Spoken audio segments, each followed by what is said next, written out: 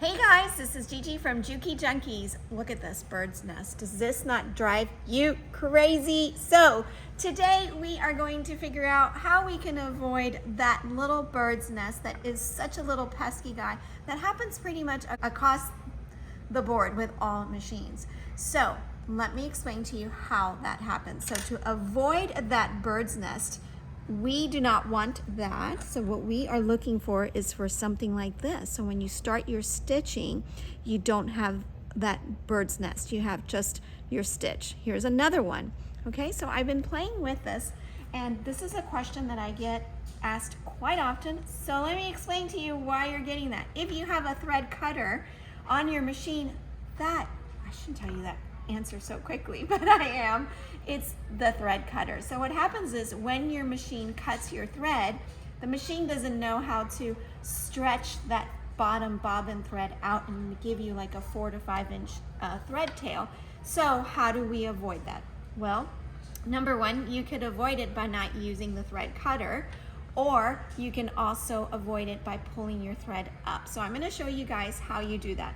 First, I'm going to just show you here. I'm gonna go like this, and I'm gonna bring my needle down. Now, obviously, like, we don't always want to pull that thread up and take that time, okay? But oops, I also don't have my tweezer here with me today, so it's kind of hard to get. There we go. So you can pull, you can do needle down, needle up, and then you have your bobbin thread. If you notice, I have a white thread and a yellow thread, and then I could just place my needle right back where it came right out of the bobbin thread, and I can sew from there. And that will avoid the bird's nest. So when I start sewing here now, you're going to see, so I'm gonna sew away, I'm gonna cut, and you're gonna see that I don't have a bird's nest. You see that? No bird's nest there. But now I'm gonna show you, now you don't always get that bird's nest, okay? But we're gonna try to see if we can show you how you get that bird's nest. So I used my cutter once, so I'm gonna sew away. I'm gonna use my cutter, and it's probably not gonna do it right now. See, there's a little tail right there, so I didn't get a bird's nest. I noticed like after the third or fourth time that I've used that cutter, I'll get that bird's nest. So let's see.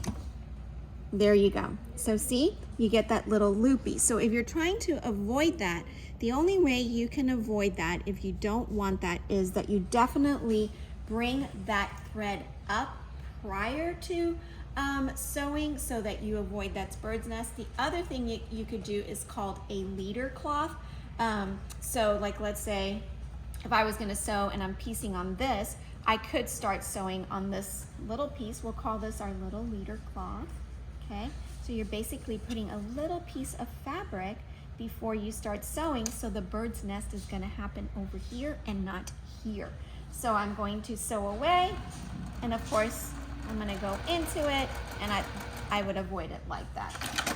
So of course I'm not gonna, have that bird's nest there. Although it did grab that little tail there, so see? So it's still sneaked up in there. But you definitely want to avoid that bird's nest by definitely not using your cutter. If you are super picky about that and that is something that's important to you, don't use your thread cutter.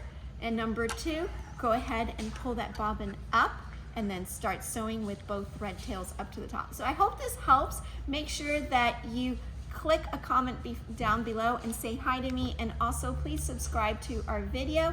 You can also watch us on Janome Junkies and here on Juki Junkies.